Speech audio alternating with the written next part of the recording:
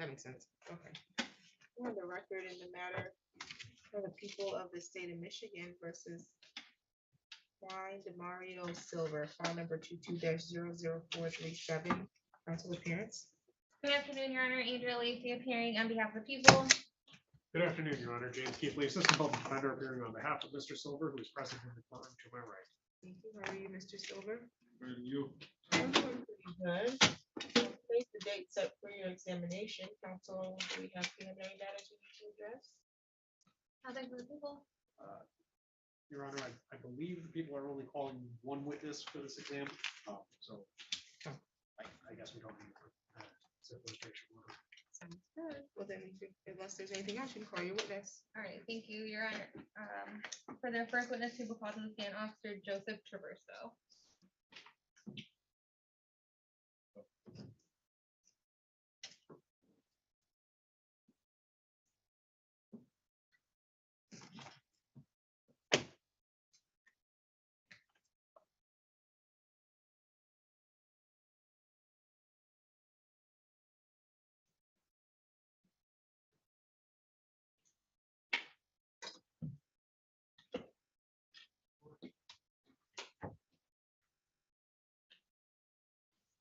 You solemnly swear or affirm the testimony you're going to give is the truth and the whole truth under penalty of perjury. Yes, ma'am. And you can have a seat, dear officer. Can you please state your first, last name, and spell them both? That's spelled in both. Yes, please. Yes, sir. My name is Joseph Traverso, spelled JOSEPHTRA, V as in Victor, ERSO. You can proceed, counsel. Can you please state your occupation for the record? I'm a police officer for the city of Lansing, And how long have you been employed by the city of Lansing? about a year and a half. Officer Traverso, I want to take you back to February 19th of 2022. Do you remember that date? Yes, ma'am. Were you working in your capacity as a police officer on that date? Yes, ma'am. Were you also working for Lansing Police Department on that date? Yes, ma'am. Were you working alone or with a partner? I was responding to calls with other people, but I was single. A single, you were by yourself in your patrol car? Say yes. Yes. How were you dressed on that date? In my patrol uniform. Is that similar to what you're wearing today? Yes, ma'am. On that date, were you present at the area of 401 West Greenlawn Ave in the city of Lansing, County of Ingham? Yes, ma'am. McLaren Hospital. I'm sorry, what was that? That's McLaren Hospital. Okay. And what prompted you to go to that location? I was dispatched to a troublesome subject call. And what did you observe when you got to the location? I observed Mr. Silver arguing with security and other McLaren staff members. I saw McLaren security guard with coffee all over her. That was pretty much the gist of it. Okay, and when you were dispatched, were you given the name or a description of a subject you were to locate or an area to go to? We followed a security guard who met us at the entrance. Okay, and And she, he led us to where the event was taking place. okay. And you indicated that you, at that time, observed Mr. Silver, is that correct? Yes, ma'am. Is he present in the courtroom today? Yes, ma'am. Can you please point to him and describe what he's wearing to the court? He's right over there wearing a looks like a blue jumpsuit. Okay, thank you. Yeah. Your Honor, please let the record reflect that the witness has identified the defendant. Any objection? No objection for the purposes of the exam. Identification is noted. Thank you. And what happened when you were taken to the location where Mr. Silver was? We kind of started asking questions about me and Officer Turbo started asking questions about, what was going on, and it was. We were informed that Mr. Silver had. Objection, Your Honor. I think we're getting into hearsay. Well, let me, sorry. Okay. Justice is named. When you indicated you and Officer Turbo were asking questions, who are you asking them to? Just the general vicinity. There was a quite a few people in the hallway. Okay. And you already indicated that was people from the clearance staff, is that correct? Yeah. In the basis for these conversations, you're trying to determine what had happened? Yes, ma'am. Okay. Now, without telling us what was said, can you tell us what you did based on the conversations that you had had with those people? Well, based on dispatch notes, we had been informed that the accused subject. Objection, Your Honor. I think we're getting hearsay. Yeah, you can't tell us what someone else told you. Her question was, what did you do Okay, after you found the information that caused you to do whatever you're about to tell us you did? my apologies. No problem. Objection sustained if I didn't say that. Thank you. I went to pat down Mr. Silver Okay. for weapons. Okay. And that was based on something, based on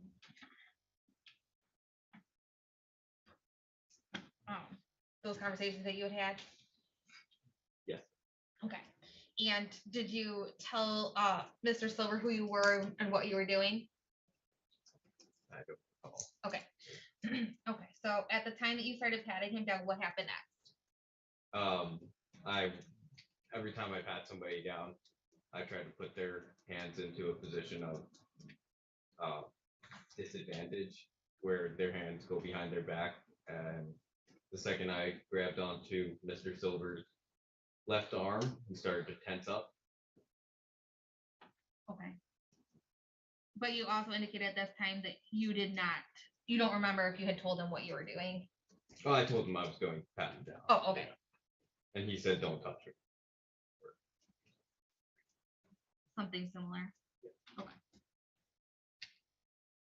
And what happened after you attempted to do the pat down and he tensed up? We told him not to tense up. He continued to tense up. We pretty much just started fighting with him in the hallway. Okay. Now, when he tensed up, were you concerned for officer safety? Yes, ma'am. Okay.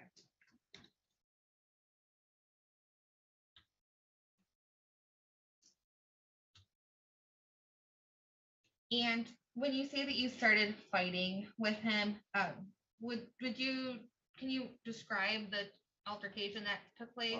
Mr. Silver continued to pull away from us. We gave him multiple commands to put his hands behind his back. I noticed that he kept reaching towards his pockets. Pulling away from me is one thing. I've been in a few fights, and there is a noticeable difference when somebody's pulling away from you or reaching towards their pockets, and that's why I believe Mr. Silver was doing. Okay, and what concerned you about him reaching towards his pocket? I didn't know what was in his pockets.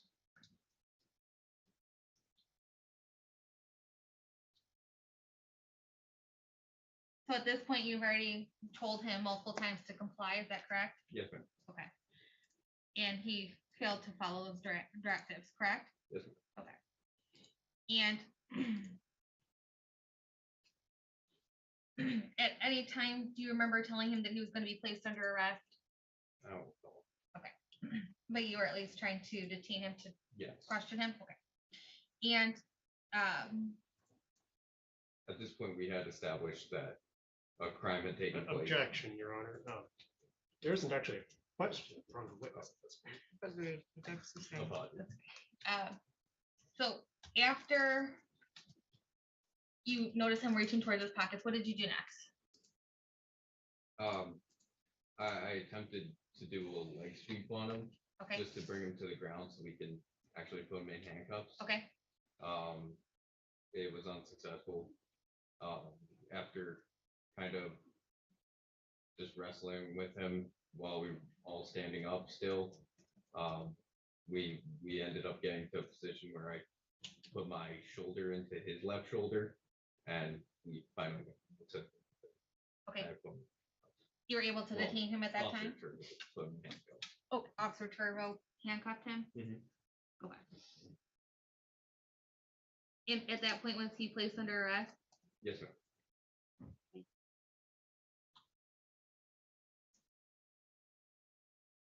And what happened after he was placed under arrest? I started to do a search of his person. Okay, and I located what Your I Honor, believe. at this point, I'm gonna have to object. I'm not sure what the relevance of this is. At this point. You want to respond to Your that? Honor, I'm trying to determine if there was additional actions taken by Mr. Silver to continue to not comply with police directives. Okay, I think your response that was about to come was not going to be responsive to that. So maybe you can just ask that question directly. Sure. So I'm sustaining the objection, so you don't have to answer the previous question. After he was placed under arrest, did he begin to comply with police directives? Yes. Okay. Yes, But prior to that, he had not. yes, prior to that. Okay.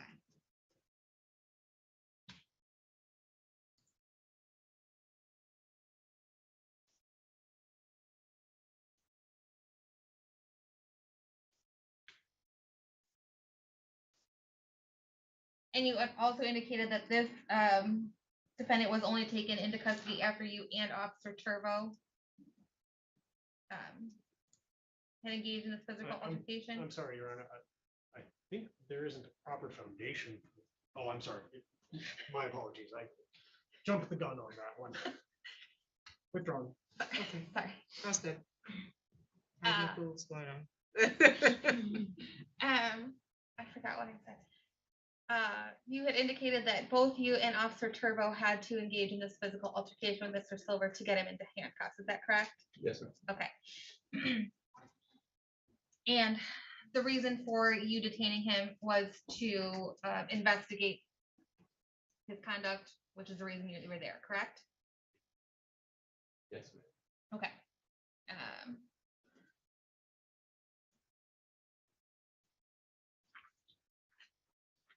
1 second here.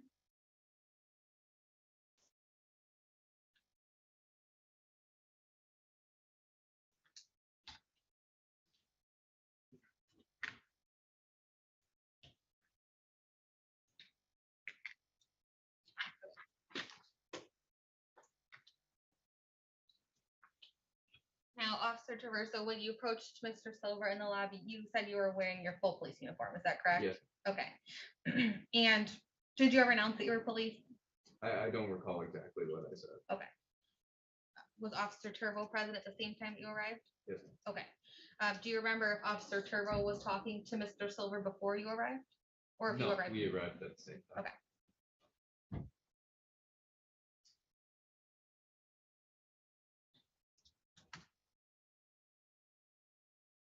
And you indicated this took place in the hospital, is that correct? Yes, ma'am. Do you remember what room it took place in the hospital? I know it's, I can't remember the exact name for it, but it was like the pregnancy wing. Okay.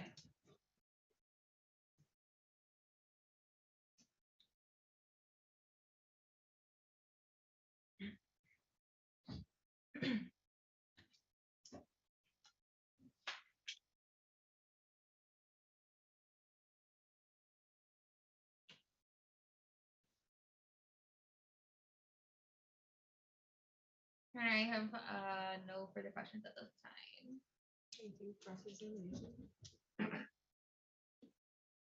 Good afternoon, officer. Yeah, for me. So I'm just trying to make sure I'm understanding that. When you approached Mr. Silver, he indicated to you that he didn't want to be touched, right? Correct. Actually, Yes, sir. he directly told you don't touch. Yes, sir.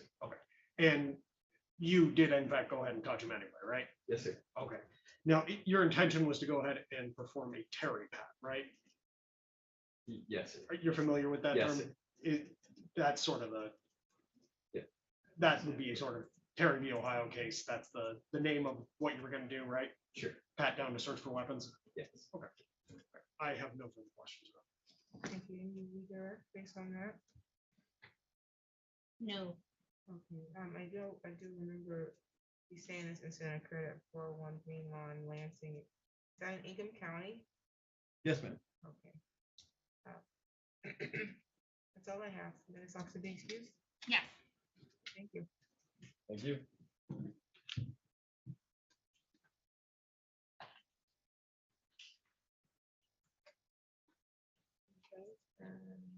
Are there no other witnesses on this one? Done. Okay. Is the defense calling any witnesses? No, Your Honor, thank you. Okay, you can proceed to argument. Your Honor, this is obviously a very simple case of assaulting, resisting, obstructing. The officers are called to McLaren Hospital in the pregnancy wing or area for a subject who is arguing with staff and security guards. When officers arrive on scene, they identify the defendant as being present and a security guard covered in coffee based on conversations they had with. Your Honor, I'm gonna have to object here. I believe Ms. Lacy is arguing facts not in evidence at this point. I'm not sure what that case is referring to. Maybe you mean the statement that you think she was about to say? Yes, Your Honor, based on conversations with goes into conversations that did not come into the record. Well, assuming that's what she was gonna say, then I would sustain the objection, but I'll let you respond as to if that's what you were gonna say or not. Your Honor, the officer did indicate that he had conversations with people present on scene, Oh. and he Mention did act based on those conversations. Oh. The objection is overruled. Thank you. Based on conversations that him and Officer Turbo had with people in the vicinity, they decided that it was necessary to do a pat down of the defendant, in which he had told them directly, "Do not touch me." He tensed up, and at that point, they were definitely concerned for officer safety. After that, they made multiple comments to him to comply. I believe he said put his hand behind his back, and at this time, he is not only not complying, he's reaching towards his pockets again, leading the officer to be concerned for their safety because they don't know what's in his pocket. There was a physical altercation that ensued between Officer Turbo, Officer Traverso, and the defendant prior to him being able to be placed under arrest. Luckily, at the time that he was placed under arrest, he did begin to comply with police directives. However, that's not what we're here for today. We're here for the part that led up to that arrest, in which he was given lawful commands by police officers attempting to do their duties in full uniform and failure to comply on his part. Your Honor, I'm asking that he be bound over on the assaulting, resisting, obstructing, and of course, the count 2 assault and battery is just a missing element to follow. Thank you, Your Honor. So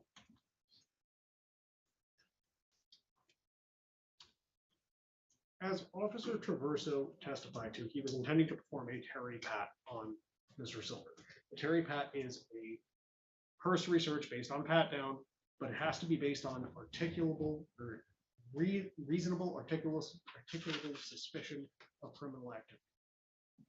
Officer Traverso did not testify to anything as far as his reasonable articulable suspicion. We don't know if he had it, what it would have been at all. We have nothing on it. And without that, then him grabbing onto Mr. Silver without Mr. Silver's permission, which Mr. Silver decidedly did not give, is not a legal action. Under the terms of People v. Moreno, that is Michigan, it's 491 Michigan 38, a person is allowed to resist an unlawful action by the police. So based on the fact that Officer Traverso was not able to testify to any reasonable articulable suspicion of criminal activity here, him beginning a Terry Pat and even ordering Mr. Silver to put his hands behind his back so that he could perform that Terry Pat is not a lawful action by the police.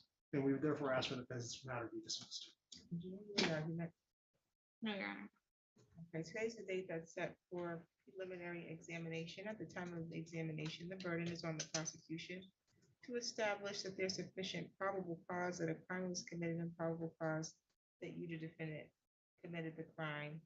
It's not as much evidence as we necessary at trial. That evidence at trial is need to be proven beyond a reasonable doubt, but this is just a burden of proof that is more than just mere suspicion.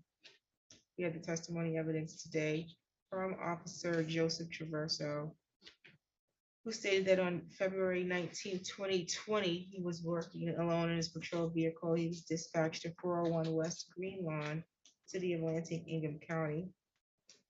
And that when he arrived, he saw that the McLaren security guard had coffee all over her. He began to question the individuals in the area or the vicinity, and based on his investigation, um, he believed it was necessary to perform a pat down or a Terry pat, again, due to the information he received during his investigation and the nature of the call he was reporting on. He told the defendant that he was going to do a pat down. Um, the defendant said, "Don't touch me." He said that he tried to place the defendant's hands into a position for safety reasons, and the defendant continued to tense up and then attempted to try to reach towards his pocket, which would cause the officer to believe that there was an issue that could lead to officer security and safety, or that he was trying to reach for a weapon. And they started fighting. He began to pull away after being given multiple commands to place his arms behind his back. He was eventually taken or placed under arrest. Officer was able to identify the defendant. Here today, the argument of the defense is that the officer, we had no testimony that the officer had sufficient basis to perform the Terry stop. I would disagree. You can have that the officer was called to this scene for a report of an incident. When he arrived, there was a security officer with coffee all over her. And part of his investigation, he determined that there was a need for a Terry stop. I'm sorry, Terry pat. If and what those facts were not presented to the court. But I don't think that they're necessary to establish probable cause as to whether or not the officer believed, based on just the things he shared today, that there was a reason to search the defendant as a part of this disturbance call. So nonetheless, I find that there's sufficient probable cause to bind over as to count one, police officer assaulting, resisting, obstructing, based on the officer's testimony here today. So that matter will be bound over to the circuit court for a bind over date of March 23rd, and the assault and battery will accompany. You do not need to appear in court on March 23rd. That's just the date that the circuit court gets the file from this court.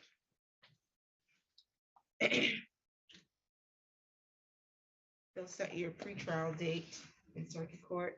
Your attorney, Mr. Keithy, will be made, where is it, Ms. Donnelly on this case? It's Ms. Donnelly. Your Ms. Honor. Donnelly will be made aware of the date of your next court date.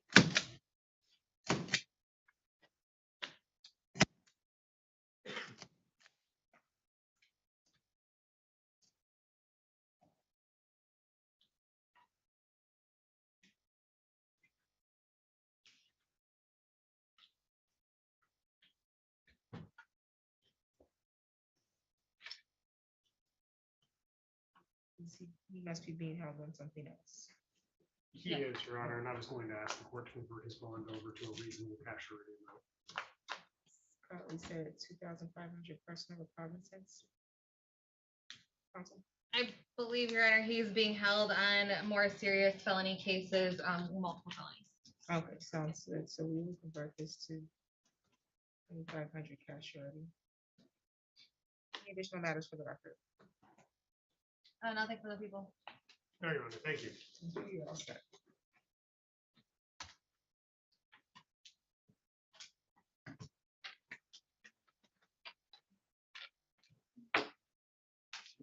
What?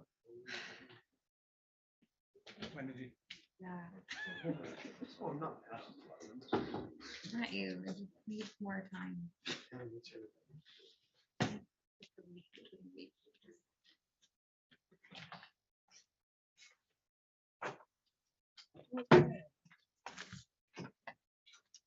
Bell?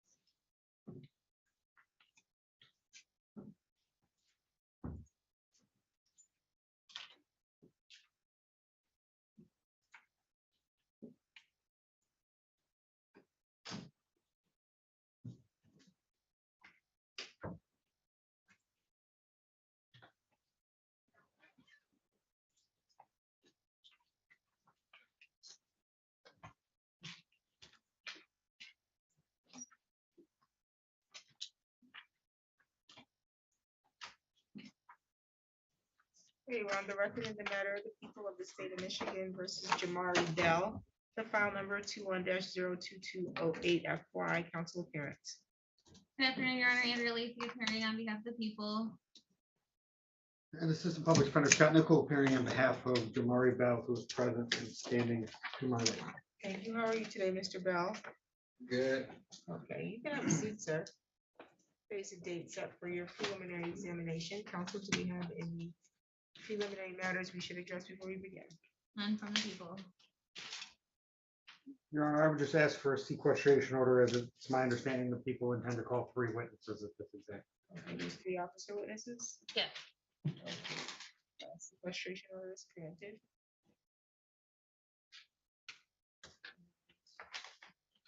You can call your first witness. Your Honor, for the first witness, people called to the stand, Sergeant Scott Sussman.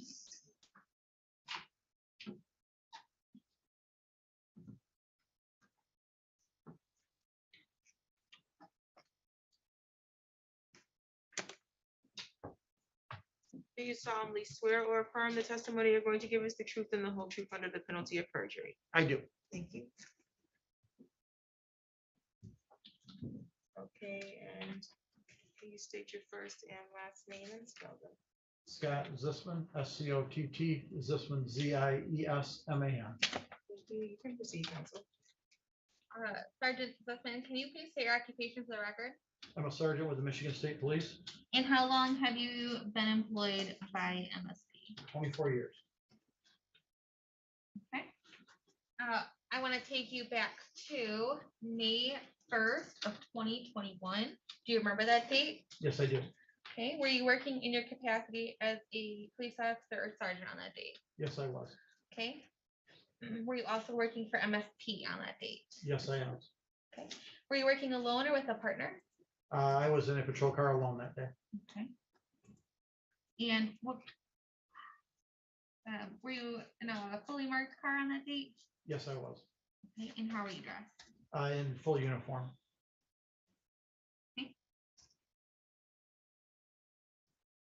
And on that date, were you present? Did you end up at the area of Anson and Maybell in the city of Lansing, Ingham County, Michigan? Yes, I did. Okay. And is there anything located at that address? Or is it just an intersection? An intersection. Okay. What brought you to that intersection? Traffic stop. And then can you describe what led up to the traffic stop? Vehicle was brought to attention of one of our unmarked vehicles leaving a house on Mount Holt that a shots fired drive-by shooting type situation had occurred within the last few days. That vehicle was observed driving from that location, some erratic driving, using a bike lane to pass a vehicle. I then clocked that vehicle speeding on Rio Road, going westbound from Pleasant Grove at 41 miles an hour in a 25 zone. Okay. And there is a basic violation of the motor vehicle code, correct? Correct. Okay. And what happened when you observed that? I initiated the traffic stop. Okay. And what happened next? I made contact with the driver, identified the driver of the vehicle. Do you remember the driver's name? I do not remember it off the top of my head. Okay. Fine. You have a conversation with that driver? Yes, I did. Okay. And what, now, without telling us what was said, can you tell us what happened as a result of that conversation? I conducted a file check, a lien check of that person, and it showed that he had a warrant for his arrest. Okay. What did happen at that point? Another unit from my team arrived. I was still actually in my patrol car doing the computer work, and they went up and detained the driver on the warrant. Okay. And do you know who was in that other unit? Trooper Delapel and Trooper Mater, and also Officer Forbes from Lansing Police Department also had arrived on scene. Okay. And you indicated that Trooper Delapel and Mater did the detainment of the driver. Is that correct? That is correct. Okay. And did anything happen after the driver was detained? Officer Forbes noticed a magazine to a firearm in the driver's door when it was open, when they were getting the driver out. Okay, and did that cause you any concern? Well, the driver was being arrested for a probation violation. The original charge was CCW. The passenger of the vehicle at that time, I learned, was also on probation out of Clinton County. So neither should have been in possession of a firearm. Okay, and at that time, after those determinations were made, what happened next? Probable cause search of the vehicle was done. Okay.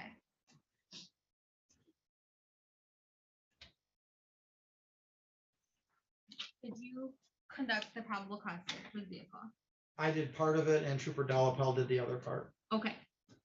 So can you walk me through what it was that you did in terms of the probable cause search? I began searching where the driver had been seated, and I found a firearm underneath the driver's seat.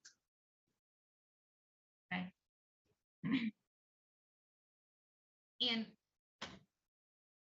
based on your training and experience as a trooper, were you able to determine who you believe that firearm to belong to? Based on the positioning of that one, I believed it to belong to the driver.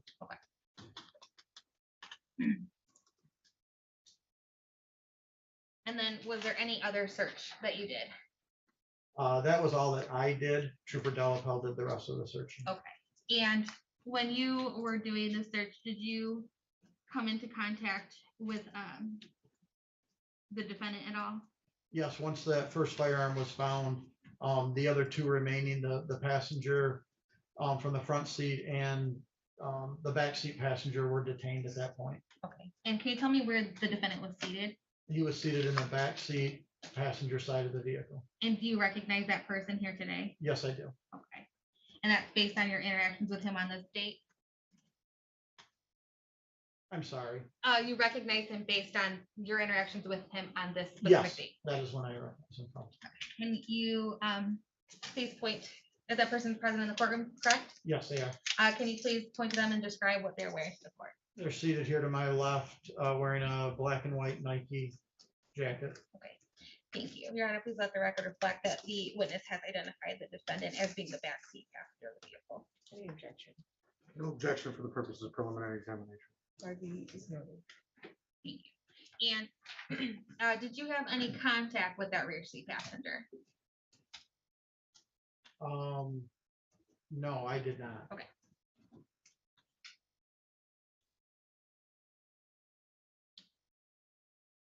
Was there anything else that you did with regards to this probable cause search in the vehicle, or was that the extent of? That was your- the extent of my portion of it. Perfect. Okay, thank you. Your Honor, I have no further questions for this witness. Cross-examination.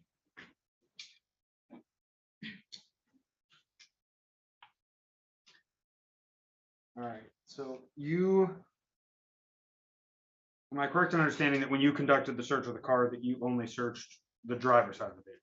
That is correct, sir. You did not search the passenger side of the That is correct. vehicle? And you found a firearm underneath the driver's seat? That is correct, sir. Your testimony is that you believe that gun belonged to and was placed there by the driver of the vehicle, That is correct, sir. which was not Mr. Bell. That is correct. And Mr. Bell was in the back seat Yes, sir. and on the passenger side of the vehicle, so not directly behind the driver's seat. Correct.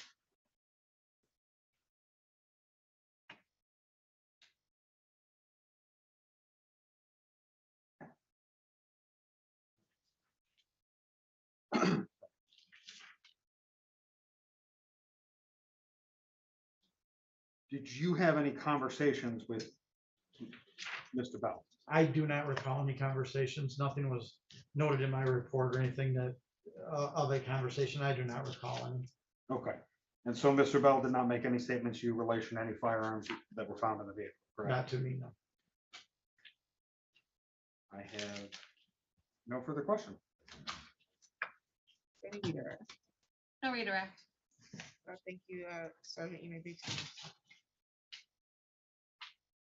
For your next witness. Yes, Your Honor. For their next witness, we will call Trooper Robert Delapel.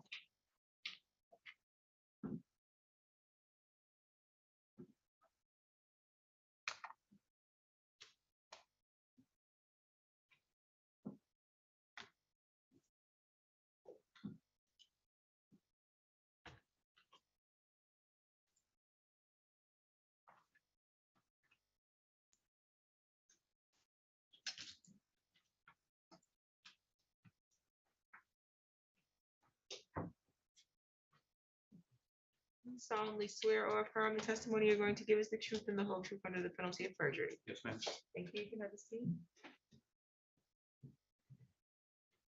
And Trooper Delapo, if you can state your first and last name and spell your last name.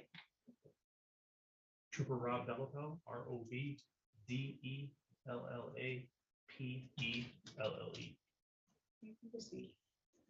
Can you please state your occupation for the record? I'm a state trooper with MSP, And how long have you been employed by MSP? almost 8 years.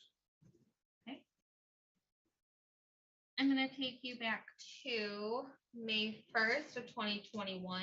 Do you remember that date? Yes, Okay. Were you working in your capacity as a police officer on that date? yes, Were you working for MSP on that date? yes. And were you working alone or with a partner? I have a partner, What's your partner's name? Trooper Mater, MATER. And were you, what kind of car were you in on that date? A fully marked patrol car, I believe it was a Ford Explorer. And how were you dressed? Same uniform I'm wearing now, Full minus uniform? the jacket. Full uniform? Yes, Okay. And on that date, did you have the occasion to be in the area of Anson and Maybell in the city of Lansing, county of Ingham? yes. Okay, and what, is there anything located at that address, or is it simply a intersection? I think it's just an intersection in a neighborhood. What prompted you to go to that location? Sergeant Zisman had made a traffic stop, and we were aware of that on the radio, so we went there just to back him up. Okay, and can you tell me what you observed when you arrived on that scene?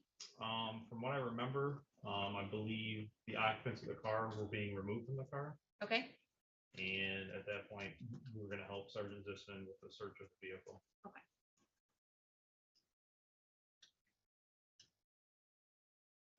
and did you in fact search that vehicle? Yes, Okay, and that was after a discussion with Sergeant Zisman, is that correct? yes.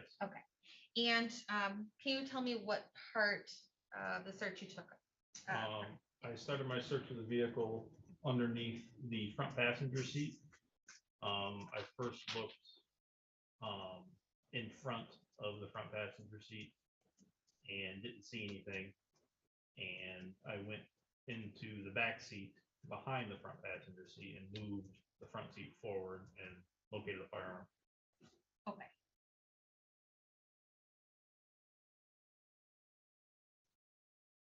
And you're indicating that this firearm was located in the rear, underneath the front passenger seat towards the rear, is that correct? Correct. Okay.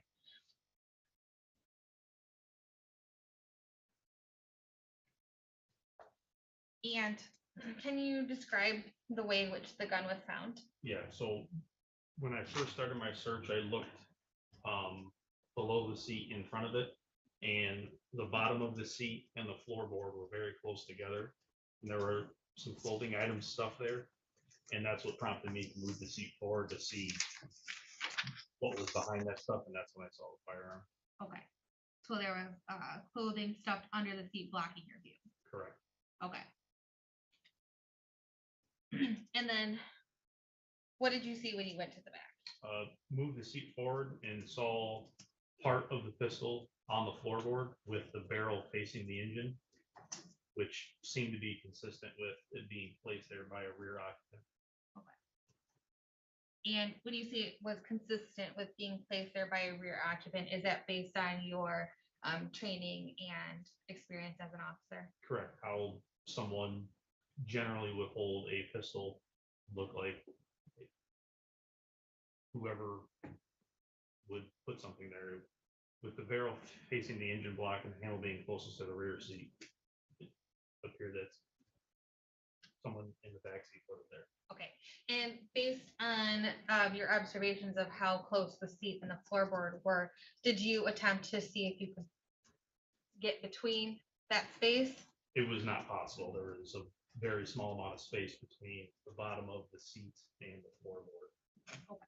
And the small amount of space that was there was where those clothes or shirts, I believe they were stuffed. Okay, so your indicating it would have had to have been the backseat passenger, correct? But, Okay. yes, And did you happen to notice who the backseat passenger of that vehicle was? yes, Okay, and who is that? Mr. Bell. Okay, and did you see him in the backseat when you arrived? I believe so, yes. Okay. And he's present in the courtroom, is that correct? Yes, Okay, and you recognize him? yes, Okay. And are you able to identify him with the mask on today? yes. Okay, here, if you could just please point to the person and describe an article that they're wearing to court. He's sitting right there and he's wearing a white and black hoodie. Your Honor, I would ask, or I'm sorry, let the record reflect the witness has identified the defendant at this time. Any objection to identification? No objection for the purposes of preliminary exam. Identification is noted. And did you have any further investigation with regards to the probable cause search of the vehicle? Yes, I continued my search and found a box of ammunition in the trunk. Okay. Do you remember, sorry, what kind of ammunition that you found? I don't remember what caliber, but I know it was ammunition for a pistol, but I don't remember what caliber it was. Okay. So you can't say one way or the other if it belonged to the gun that you had found? No, Okay. Now, going back to that gun that you had found, can you describe the gun? I can't. I don't remember what color it was. But you do know that it was a pistol, is that correct? Yes, Did you remove it from the vehicle? I believe I did, yes. Did you check it for officer safety? Yes, And do you remember if it was loaded? I do not remember. Okay.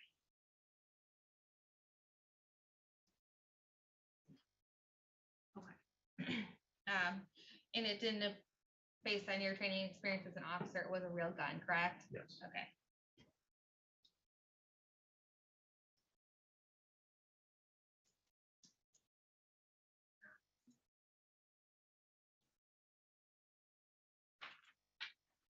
Did you have any contact with the backseat passenger of the vehicle at the time? no, Okay.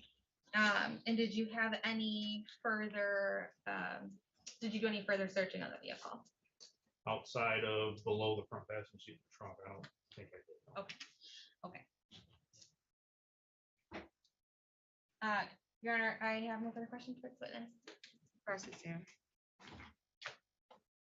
Yes, so. Trooper, so you stated that you searched the passenger side of the vehicle, Yes, and when you looked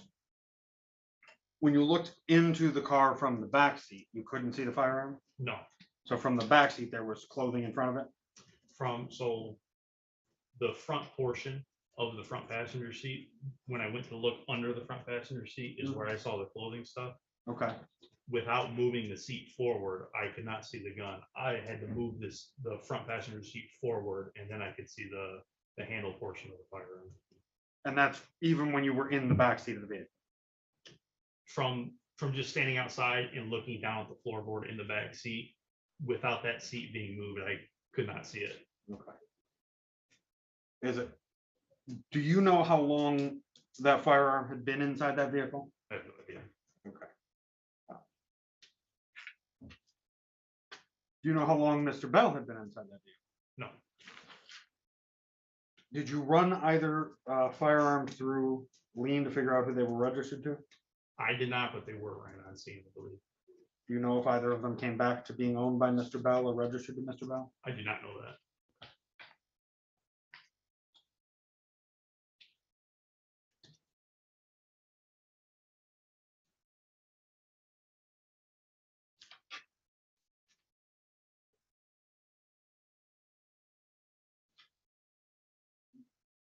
Do you know when Mr. Bell got into that vehicle?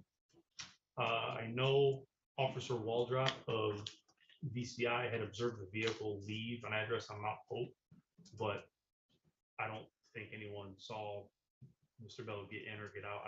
I don't know how long he was in that car for, or if he was at that address, or I'm not sure. Okay. You stated that you found a box of 9mm ammunition in the trunk. I'm not sure that it was 9mm. You found ammunition in the trunk. Correct.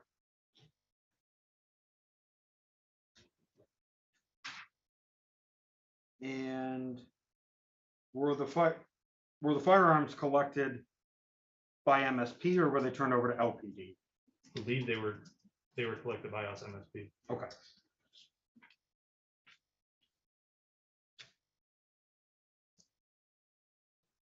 And Mr. Bell was not the driver of the vehicle? No, And do you know if the firearms have been fingerprinted or tested for DNA? that I don't know. You know whether or not Mr. Bell would have been able to see this gun from where it was located just by sitting in the back seat? I can't speak for what you can see or not see. I'm not sure. But standing outside the vehicle, looking down and Standing outside, I could not see. you it, could no. not see it until you moved the Correct. seatport. And you stated that the reason that you believe that the gun was placed there by, so two reasons you believe the gun was placed there by the backseat passenger. One being that the first one was that the clothes in front of, Mhm. is it possible that the gun was placed there and the clothes underneath the seat and the clothes were placed afterwards? I don't think, just based off the amount of space that was between the bottom of the seat and the floorboard, I don't think it was too small for what I remember the gun to even fit through. So if someone was in the front passenger seat, I don't think it'd be physically possible to fit the gun through that opening. Even with nothing there? Correct. The other thing that you stated is that the barrel of the gun was pointed towards the front, the engine of, Correct. so away from the backseat passenger. Correct. And it's your belief that that would mean that that was placed there by the backseat passenger. Correct. Is it possible if the firearm was in the vehicle for an extended period of time that it could have moved as the vehicle was being driven? I'm not really sure. I can't really speak to that, to be honest with So you don't know, I guess, well, you don't know for sure that when the gun was placed in the car that it was placed with the barrel pointing towards the front of the car. you. No, I don't know that. Nothing further. Okay, I have a question. You said there were some clothing items stuffed. Yes, What type of items were those? I believe it was 2 t-shirts, if I recall correctly. Okay, and you were you there when the stop was executed or No. you came after the fact? Okay, After, yes, ma'am. okay. Oh, that's the only question I have. Any press exam or redirect based on that? No, Your Honor. No, you're. Okay, thank you, Trooper Delafell. Yes, ma'am. One second, Your Honor.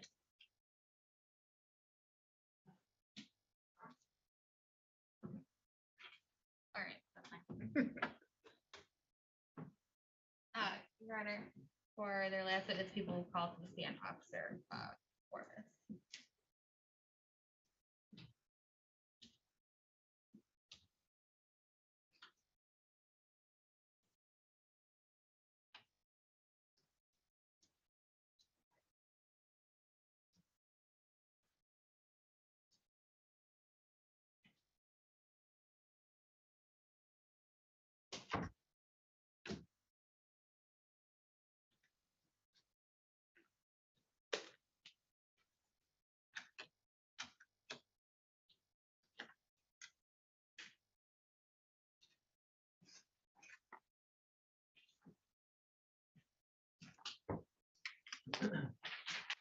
You solemnly swear or affirm the testimony you're going to give us the truth and the whole truth under penalty of perjury. Yes, Your Honor. Thank you.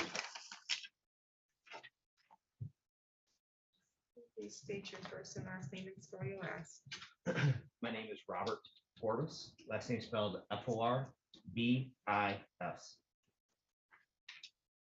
Thank you. You can proceed, counsel. Thank you. Officer Foreman, can you please state your occupation for the record? Yes, I am a police officer with Lansing EP, And how long have you been employed by Lansing PD? 23 years. I'm gonna take you back to May 1st of 2021. Do you remember that date? I do. Were you working in your capacity as a police officer on that date? Yes, I was. Were you also working for LPD on that date? Yes, on that date, I was assigned to the Violent Crime Impact Team, commonly referred to as VCI. Okay. And were you working alone or with a partner? Alone? Okay. And were you in a fully marked car on that date? Yes. And how were you dressed? I was dressed in the VCI uniform, which is a police tactical vest that says police on the front and back. Okay. And on that date, did you have the occasion to be present at Anson and Maybell in the city of Lansing, county of Ingham, state of Michigan? Yes. Okay. And what prompted you to go to that location? What prompted me was another VCI team member had radioed that they were on a traffic stop, and I responded to that as a backup unit. Okay.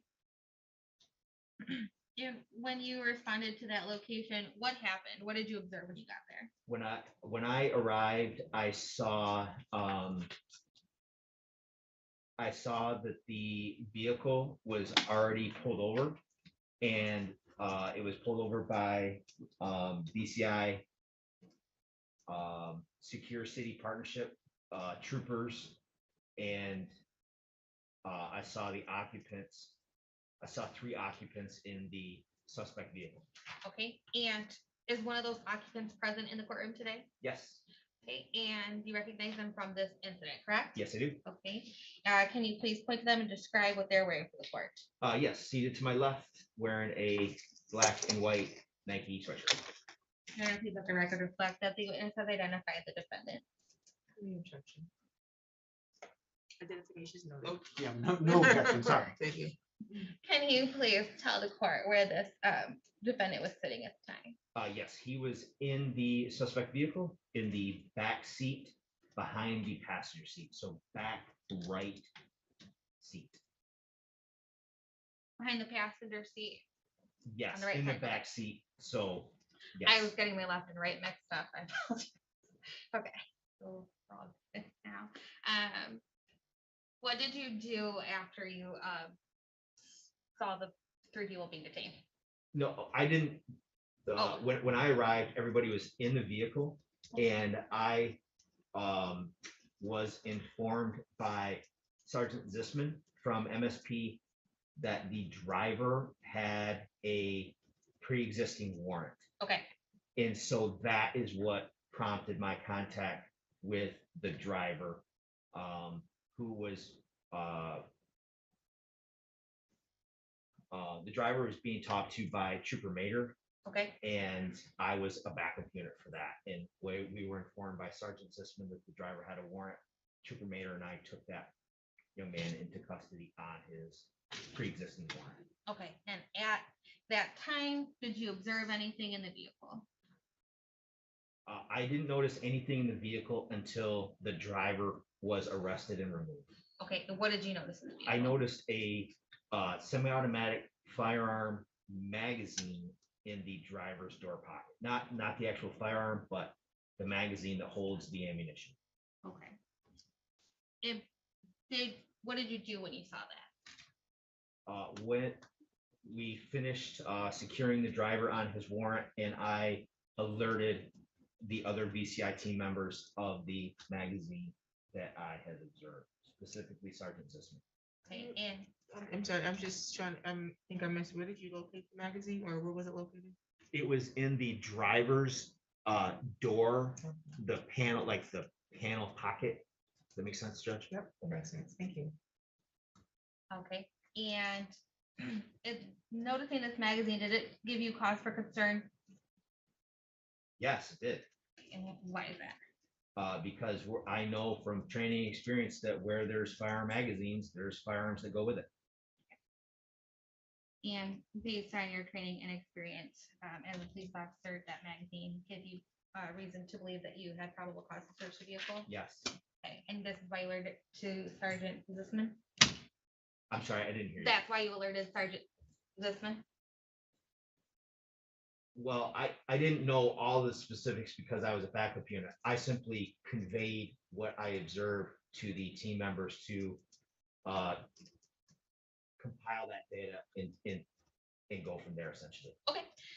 Thank you for clearing that up. Did you do anything after you alerted Sergeant Zisman?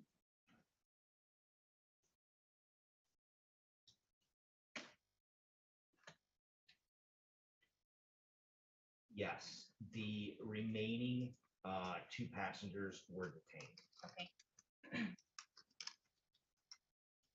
And that,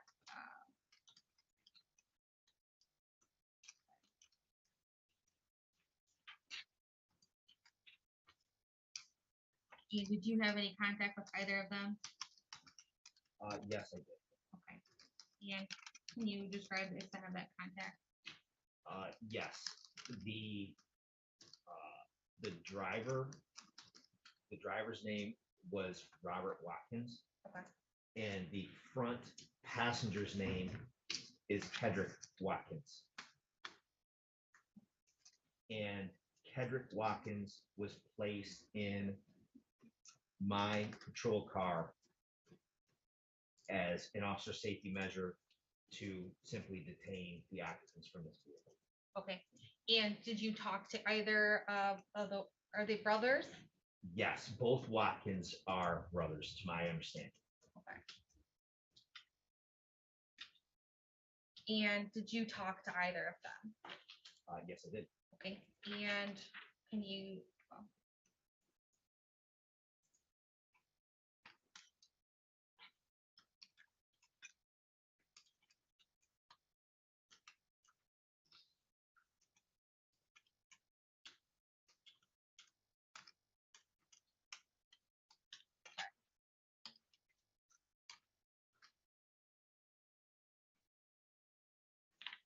who did you talk to?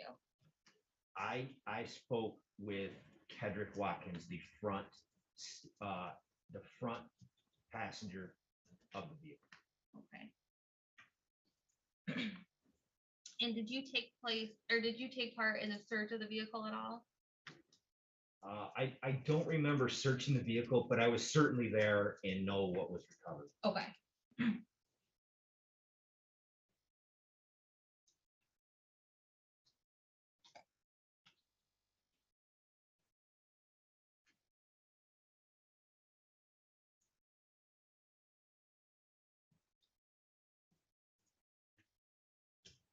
And at any point,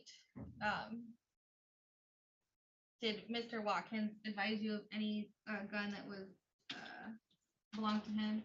Objection, Your Honor, I'm gonna hearsay. Your Honor, address the objection.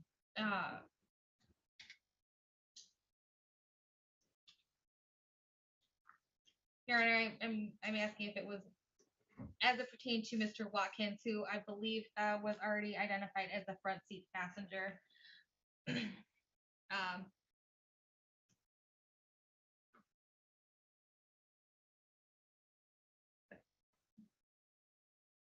No. Any statement Mr. Watkins made would be hearsay for the purpose of this here. I was just trying to understand why she was asking, or she's asking for the truth of the matter asserted. I mean, she can respond, but it doesn't sound like, it sounds like she's withdrawing the question, but I am withdrawing the question, Your Okay, Honor. thank you. What You don't have sounds to like- answer that. Okay, I have no further questions. Thank you. Cross exam. Just briefly, you participated, so you're the officer that found the magazine that led to the entire vehicle being searched. Yes, But you did not take custody of Mr. Bell at any point, not that I remember, no. and you didn't speak to him that you recall. Not that I remember, no. Okay. And Actually, I apologize. I take that back. Now that his memory serves, I believe that I took him home.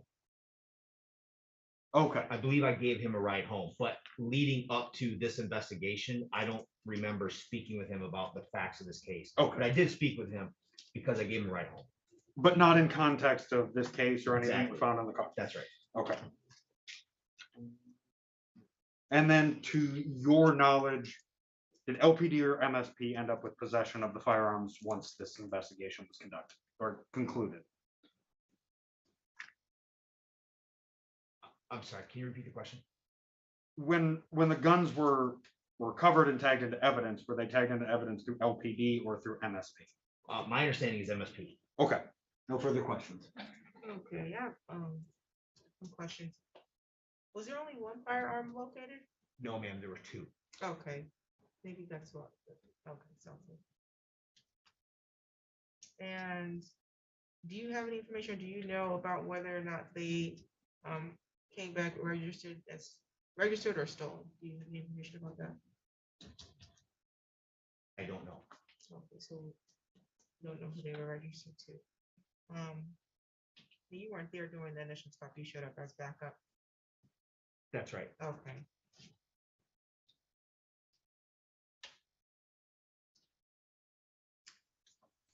Do you know the type of gun it was that was located in the back passenger? Yes, I remember it being a Taurus semi-automatic.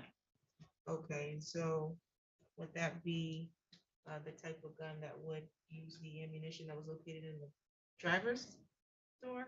I don't remember specifically.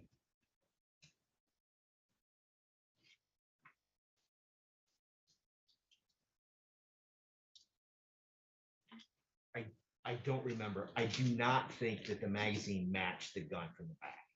I believe that that matched the gun that was in the, under the driver's seat.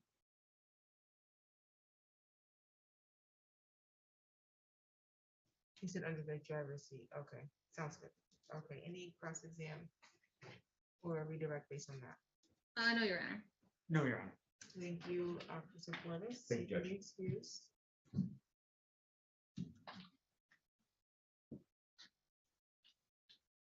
Okay, you can call your next witness. Your Honor, we will have no further witnesses, but I do have a question for the court since you brought it up. We do have in the report submitted by Sergeant Simmons the ownership records of both of the firearms located in the vehicle. I don't know if you would, I don't know if he could testify to it independently, but it is located in the report. Well, I think we should get him if he's still here. Okay.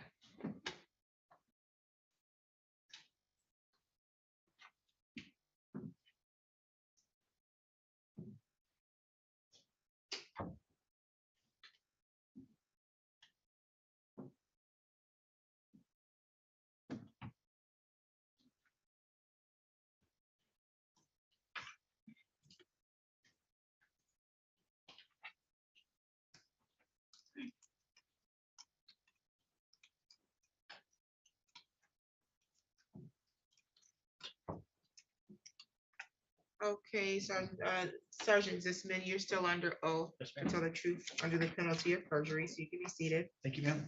Thank you. You can proceed, counsel. Okay, Sergeant Zisman, after these firearms were recovered, do you remember checking for ownership of the weapons that were found? Yes, I do. Okay, and do you remember independently the owners of those weapons?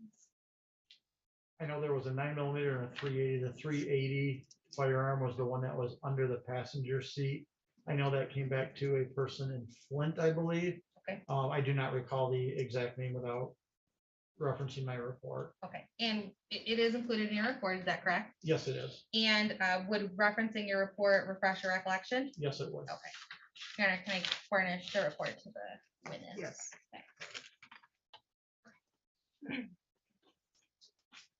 Sergeant Zisman, if you could review your report and let us know when your recollection is refreshed.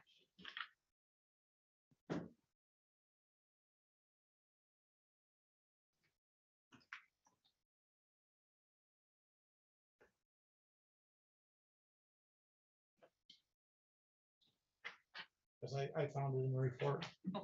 And does that refresh your recollection? Yes, it registers to a Willie Hill out of Flint. Okay, and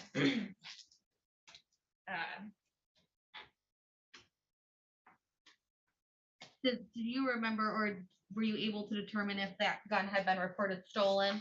It was not in the system as stolen. It has not been run since then.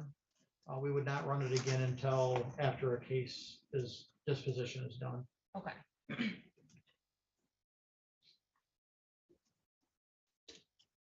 But that doesn't mean that it was not, is that also correct? That is correct. And then, Your Honor, did you want me to ask with regards to the gun that was also found under the driver's seat? No, I don't think that that's necessary for my purposes, but I do have a follow-up question. For Okay. Kristen. Because you were the one who executed the stop, correct? Yes, ma'am. Okay, during that stop, do you recall noticing any furtive movements or anything in the back while you were doing a stop? Nothing that, at the time of the stop, I was quite a ways back trying to play catch up as they were going quite fast down Rio Road. So as soon as I got back up behind them, I activated my light, so the time of being right behind them to them stopped was very, very short. Thank you. Any cross-examination? No. Thank you. Thank you, Trooper. I'm sorry, Sergeant. Zisman. Okay. Any additional proofs from the people? No additional proof from the people. Does the defense present any proofs? No proofs from the defense. Okay, you can proceed, Sergeant. Your Honor, this case is charging Mr. Bell with 1 count of carrying concealed weapon. We have had testimony from 3 different officers today that there was a traffic stop conducted on a vehicle that was observed breaking the motor vehicle code. After, as a result of that stop, there was a determination made that both the front seat passenger as well as the driver had warrants for their arrest, resulting in them both being detained. There was a magazine observed in the driver's side door, which caused officers great concern. Sergeant Zussman did indicate that the driver did have a warrant for a probation violation with regards to a carrying concealed weapons case, therefore should not have been in possession of either a magazine or a gun. That gave him probable cause for the search of the vehicle. He did locate himself a gun underneath the driver's seat that he attributed to the driver. All 3 of the officers did identify the defendant as the backseat passenger. Trooper Robert Delapel testified that he conducted the search of the. Let me stop you. Trooper, I have to have you step out because Oh. there is a sequestration order. Thank you. You can continue. Sorry. Trooper Delapel did testify that he took part in searching the passenger side of the vehicle, at which point he did locate a firearm in the rear of the back, underneath the back seat or the front seat passenger seat. He indicated that there was clothing stuffed under that seat and the pistol was found with the barrel facing the engine. Based on his training and experience, he had indicated to the court that it had to have been the backseat passenger who placed it there, based on the location of the gun as well as the inabilities for it to have passed through that center section of the vehicle or the underneath the seat because of how limited in space it was. He did indicate that he did not remember if it was loaded, but that it was in fact a real gun. He did indicate a number of things also that without moving the seat forward, he was unable to see the firearm. He also did not know how long the firearm or the defendant had been inside the vehicle, but that he believed that it had been placed there by the rear seat passenger.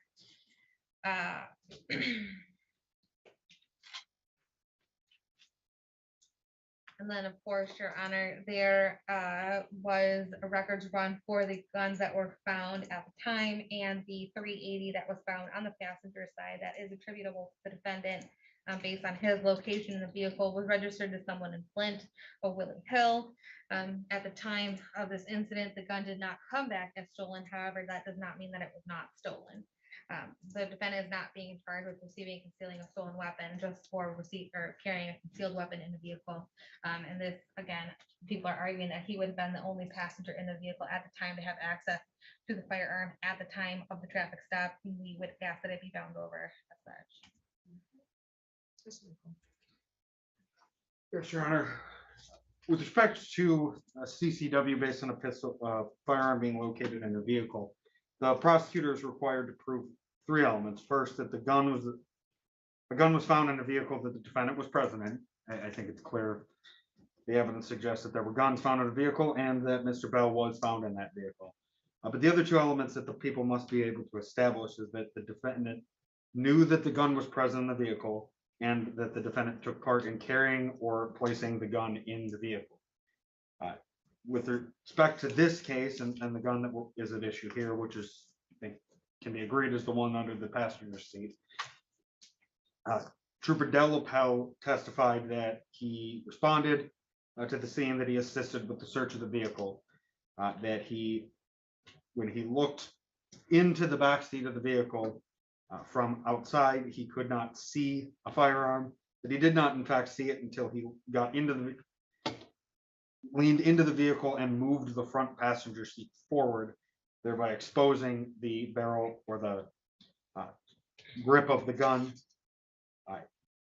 He did testify that in his training and experience that the barrel being placed pointing towards the front of the vehicle would suggest possibly that the passenger in the back seat was the one that placed it there. However, he did testify that he did not know how long Mr. Bell had been in the vehicle, and they did not know how long that the rear seat or that the gun had been in the vehicle. So while that may be evidence to establish probable cause that when the gun was placed in the vehicle, it was done so by a backseat passenger, that doesn't establish that the backseat passenger that placed the gun in the vehicle was Mr. Bell. There is no evidence, circumstantial or direct, to suggest that Mr.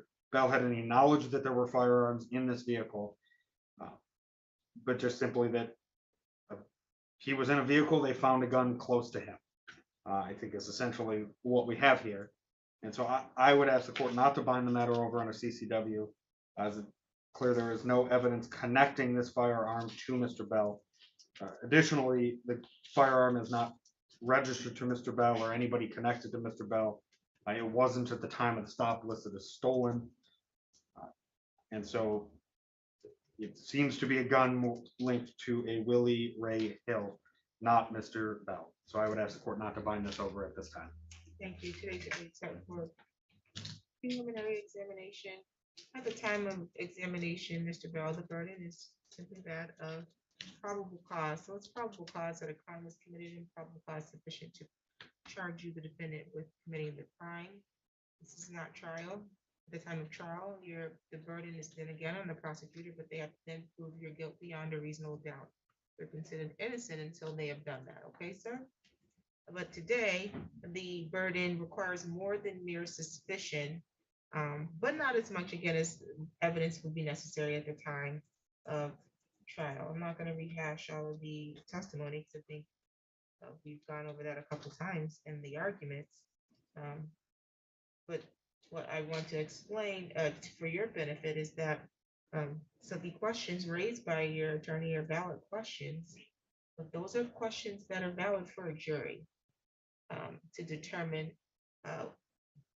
when it's time to determine beyond a reasonable doubt. The trier of fact should determine those things, but the information that we have here that the court believes is sufficient to establish probable cause is that there was a firearm located in the seat in front of where the defendant was sitting, that the way in which it was positioned, based on the training and experience of the officers, caused them to believe that it had to have been placed there by the rear seat passenger. Also, due to the limited space between the front seat, and the officers did not believe they had the ability to place it there. The front seat passenger would have had the ability to place the firearm there. Whether or not it was placed there by the defendant or how long he had been there before, this is a question of fact. But is it probable that this defendant was found there and that this firearm was found there and that it was placed in a position that would lead law enforcement to believe that it had to be positioned by the person behind there? I believe there's sufficient probable cause for that. And I also believe that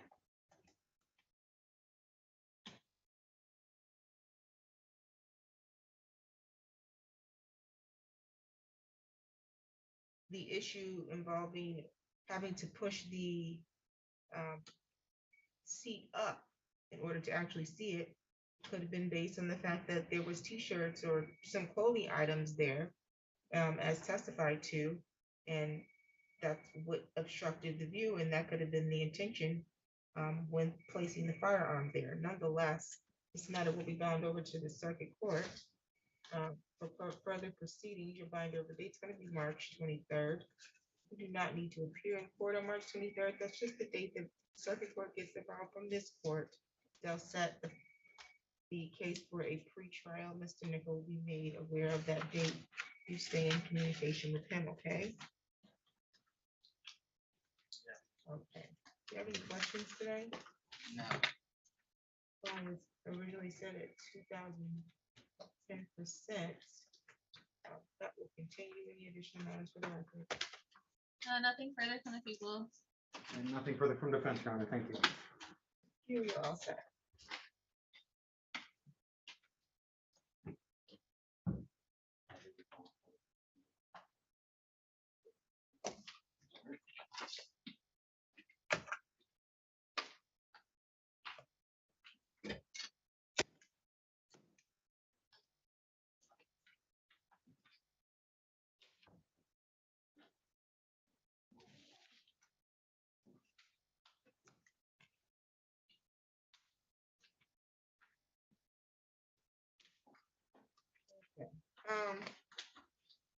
Let's see.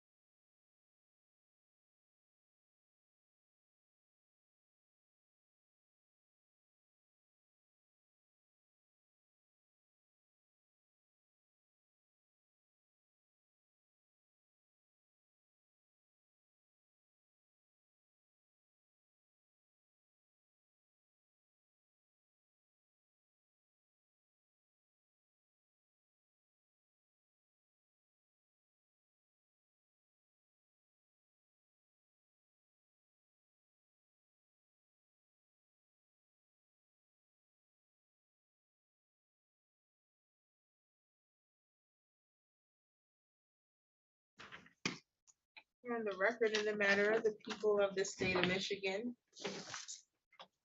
versus Octavian Maurice Fly, file number 22-00234, council appearance. Good afternoon, Your Honor. Andrea Lacy appearing on behalf of the people. Mr. Fly, you are without counsel today. Yes, ma'am. Okay, and you were indicating prior to us going to the record that you were abruptly thrown into this? Yes. How was that? Mysteriously, my attorney quit on the second date, the first date, from what my previous attorney, Jeffrey Rothstein told me from when I called him the day I ended up, well, I missed, but I didn't miss. Like, if I can explain, if you don't mind me explaining what happened. But Well, before you explain, let me advise you of your rights. You have the right to remain silent. So anything you say can be used against you, okay? yes, And I'm advising you of that because you're representing yourself, so you may not know what's too much to share. yes, But you're trying to explain why you didn't appear. Is that what you're trying to? yes. So that's what I'm doing. And this is why you didn't appear for your original exam back in February? Yes, yes, okay. I was dealing with some individuals and the situation got kind of rough. So I ended up moving out the day before the court date, and I mistakenly, I thought both court dates would be set at the same time, but it was kind of my mistake. One was set for like 1:30.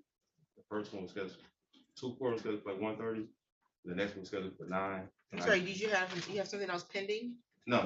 This for this case. The original date, okay, the first date was set for 2/4, and that was like at 1:30. Correct. Then the next day was scheduled for like 9 o'clock. I was working at Cutie Bakery, and I get off at like 6 a.m. And the day before the court date, I ended up moving out because I was having problems at the place that I was staying. So I ended up moving to a hotel.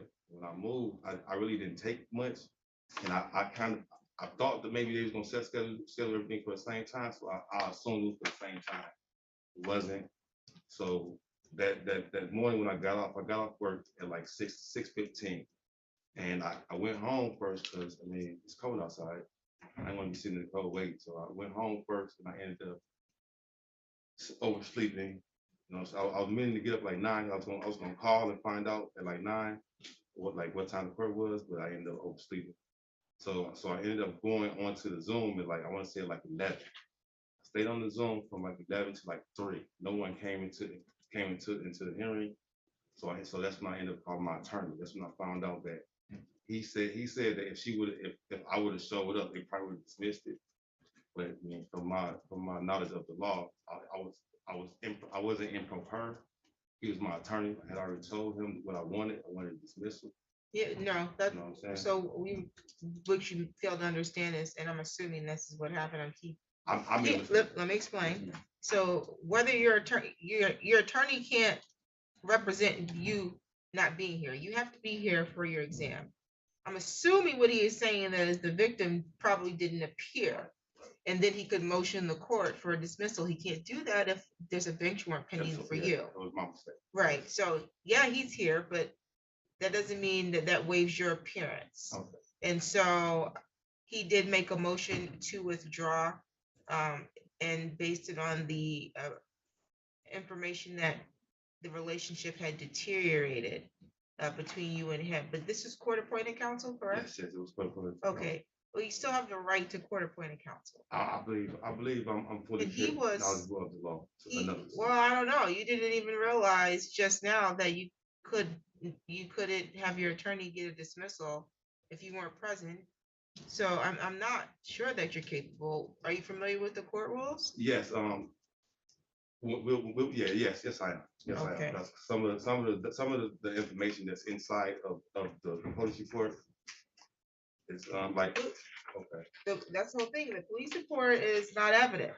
right, but some of the things that's in there should not be in there because of court But rules. it's not, the court rules don't determine police reports. This is why I'm telling you, you're not prepared for this. You don't have a clue what you're talking about.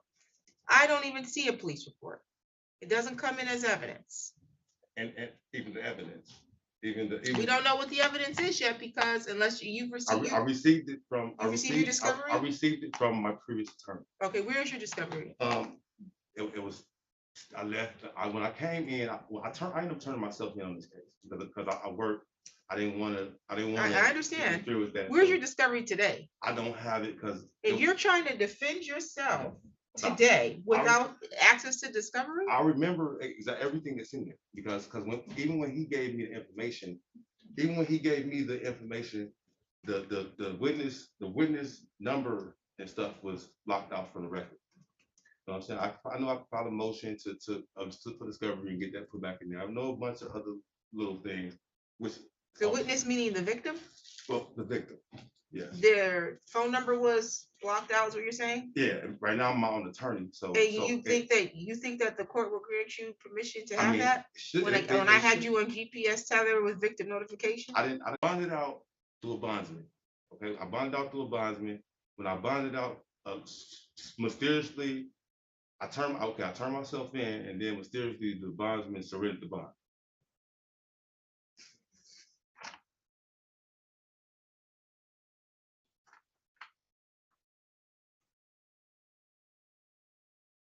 Other than that, I would have been on tether right now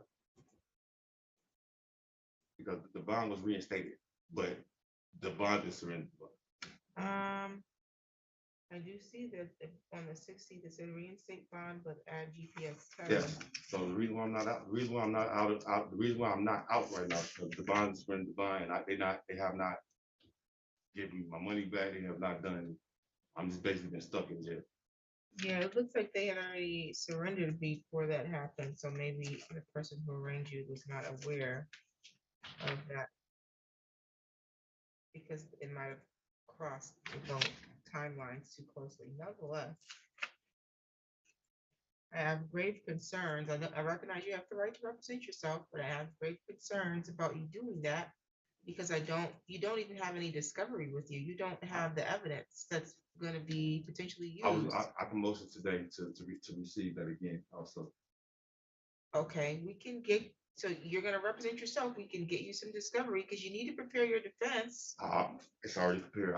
I On that piece of paper I right remember there? everything that was in there. You do? What was in there? Okay, there were two statements by the alleged victim. What else was there? One. I don't want to know what was in the statements, just what Okay, else? there were also two pictures. One of the victim minus any scars or bruises. How many and pieces of and evidence was another- there? There were two. There were two. In total, how many pieces of evidence? Two from what I had, from what I received from my attorney, there was only two. There was one of the victim in her clothing, full clothing, no scarring, and the other one was of a broken door minus any testimony Okay, so those are two pictures. I said, how many pieces of evidence? Because evidence is not just That's all they had. just two pieces. That's it. How many pieces of evidence does the prosecution have? There are 3 photographs included, and there may That was not there, I be promise. body cam footage. Unfortunately, my computer's dead, so I can't actually Okay. check. I have no idea of that even being admitted Exactly. to evidence. Agreed. That's my point. But But you're trying to represent there yourself. was- You there have was- no clue. There were two dates that were scheduled that I did not have an appearance, which is also a violation of administrative rules. What administrative rule? If I had the ability to, if I had my freedom, and I had the ability to get those documents and get those books, which I don't have access to it being housed in any county jail, I'll be able to tell you what rule. Okay, well, here we're not under administrative, we're under court rules. Okay, and so you were here on the dates you were supposed to be here, you didn't show up, which was February 11th. I was here late, yes. You didn't appear. Yes, ma'am. It's ain't no late. Yes, ma'am. There's no Zoom genie. I didn't- Don't right. talk over me anymore. There's no Zoom genie in here waiting for you to decide to wake up and log in, and then we automatically appear. When my proceedings are over, we shut down the Zoom. We're not sitting in there waiting for people who may possibly wake up later and say, why are we supposed to be at court at 9 a.m. and it's 1? That's not how this works. Furthermore, it was an exam. You were supposed to be here in person, not on Zoom. So waking up and getting on Zoom still is a failure to appear. Do you understand that? Yes, ma'am. Additional to that, you were arraigned after that, and then your next court date was your PCC on the 24th after you had missed the first exam, and you appeared via Polycom from the jail. So explain to me which dates you were not brought in here. I mean, I appeared, but I didn't appear in front of the judge. I appeared, me and the prosecutor was put in a private room. to That's talk. what a probable cause conference is. Me and her, it was, I'm not appeared in front of a judge. And I mean, since then, I have not received anything, like, I'm being told Any today. what? I'm being told today that there's more things in the. Did you make a demand to get the discovery? I have not been. If you're Yes. representing yourself, that would be your, Yes, when did you yes, make that yes. demand? I know, no, ma'am, I didn't make that demand. Okay, The reason why I didn't make that demand, because since I've been housed at the English County Jail, they have not been allowing me to order indigent or anything. So I've been basically sitting there without any funds, not able to do the things that I'm able to do. you because don't have to do that. If you're representing yourself, you make a request to the Ingham County Prosecutor's Office to get the discovery. I need envelopes and paper and stuff like that to be able to do that, to file those. But being housed there, they did When not you were allow here me on the to house those. 24th, did you tell her that you needed discovery? No, because No, you met privately with because her. I wasn't aware of that, because I never received any motions from the prosecutor that she had admitted anything else. I never received anything else. You're not supposed to. What are you talking about? She's not admitted anything. I mean, Nothing's been admitted to the court. From what I'm being told, from my recollection, she's saying she got more evidence that was not in the original. That was not in the original. You don't know what was there because you never made a request. You only know what you said you received from From your my previous attorney who withdrew. Right. You so- don't have a clue how to request the discovery. You don't have any discovery today. You don't have a clue what rules we're From- talking. You're talking over me. You're talking about administrative rules. You're talking about administrative rules when we're talking about court rules. You're talking about she didn't file a motion to tell you there was more discovery. That's not how this works. She didn't say she found new discovery since discovery has been turned over. I asked her how much discovery was there. You never.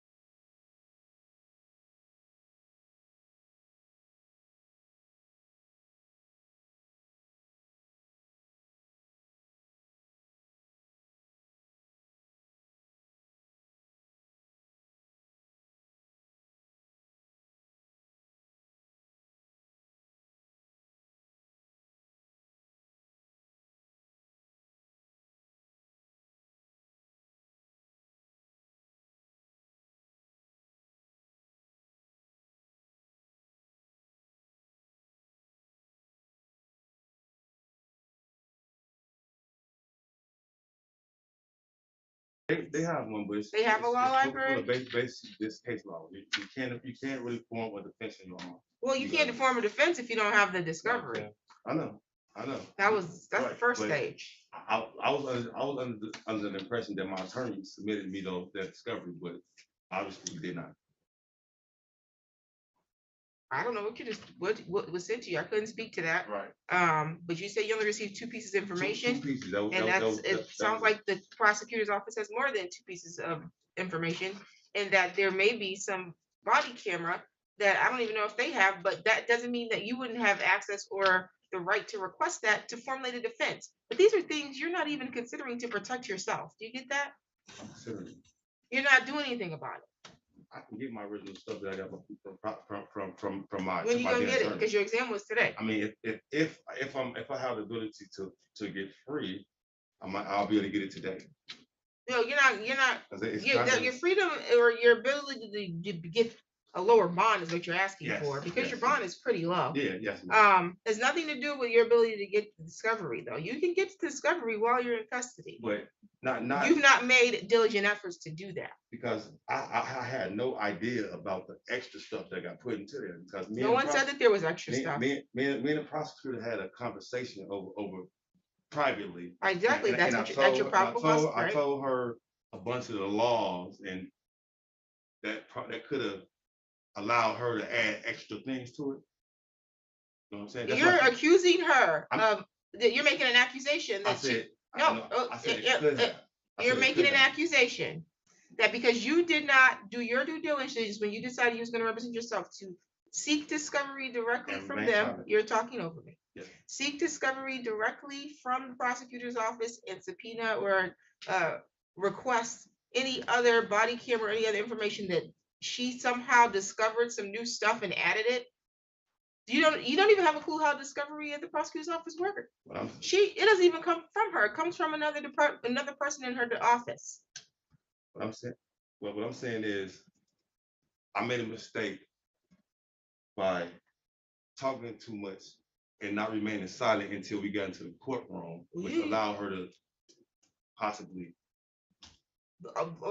Even if that's the case, Yeah. five more reasons why you shouldn't be representing yourself. You're taking a huge gamble. I'm going to give you a new date so that you can get discovery. I'm appointing standby counsel to advise you. You know what? Just appoint the counsel. How about just appoint the counsel? But Oh, why, thank you. I Yeah. would rather do that for Yeah, you yeah, anyways. yeah, I yeah. don't want you Yeah, coming in here and trying to yeah. play court without. Let the people who are trained to do this help you. yeah, I made a mistake and I said too much to her. Right, and you're here to help the attorney formulate the defense, Yes, but you are not the attorney. yes, You get it? yes. Okay. Well, make sure you get, Is there a way we can adjust the bond? well, your bond is pretty low. Yeah, I need. Your bond originally was set at 7,500, 10% with GPS. No, No, there was no GPS There was no GPS at the originally, beginning. but then you failed to appear. And then the GPS was requested.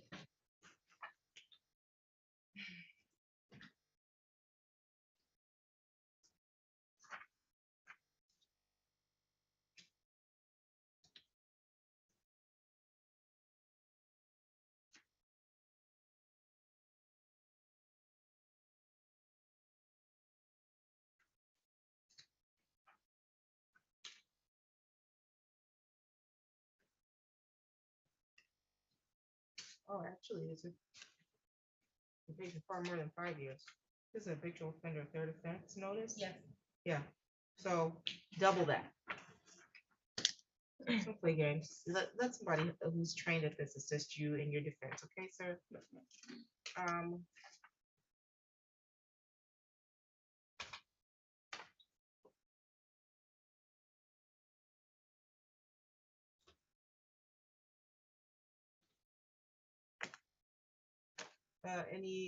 Any objection from the prosecution on his bond motion? Your Honor, I agree with the court. I think it sounds like it's more than reasonable at this point. There is a KPS history and this case has been outstanding, not for a long period of time, but as you indicated, does have a third offense notice, and this is in addition to third offense notice for the domestic violence. He is a habitual offender third offense. He is facing up to 10 years, and I think that the defendant has failed to take this seriously up to this point.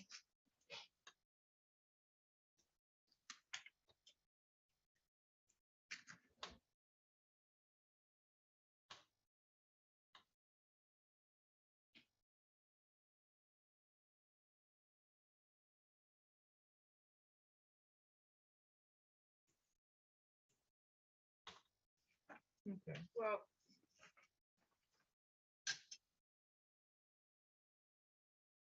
had previously posted the bond here. And then I see where it probably crossed the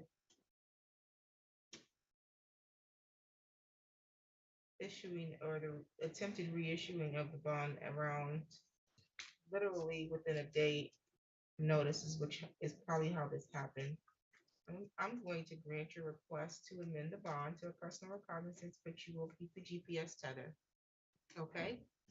Not to be within 1,500 feet of where the victim lives, works, or goes to school. You're not to have any communication directly or indirectly. Do you know what that means? What does indirectly mean? Man, I can't talk to her to a third party. Or any device, no messaging, no DM, no anything, okay? Is that a yes? Yes. Okay. You know what else you have to do while you're out on bond? You said no? I said what that. Return to court on time, Almost. in person. Yes. yes. Okay.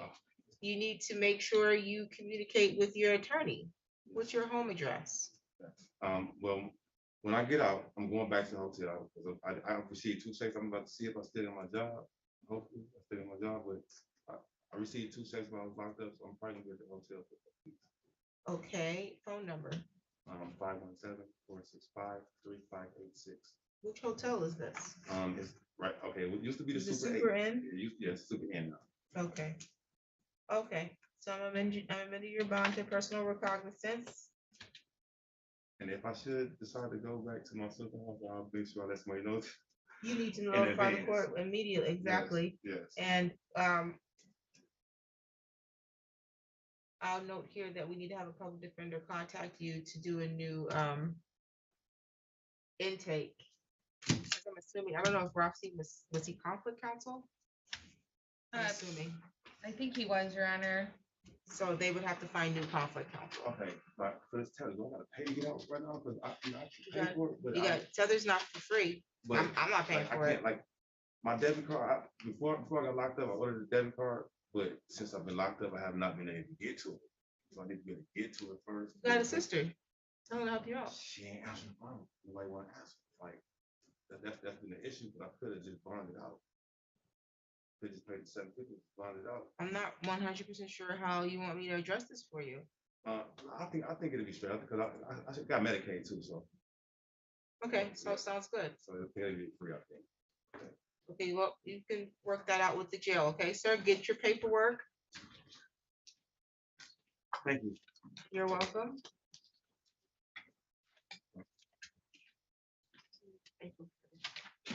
First, several times. Oh, let's give them a new date. Oh, she got it. Thank you. At 8:30. Is it exam on that first? We're gonna, yeah, we'll do that. Let's give him a PCC because he's gotta get a new attorney.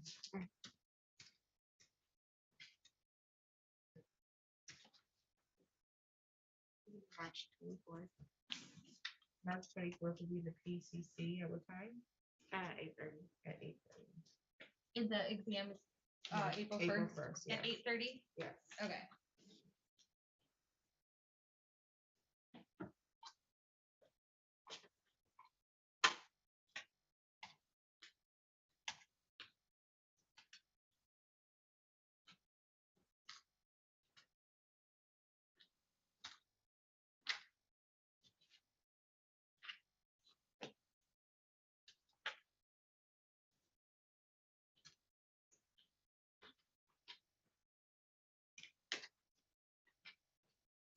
I'm gonna give you this file. If you can email the public defender's office and have them contact him. Do a new intake.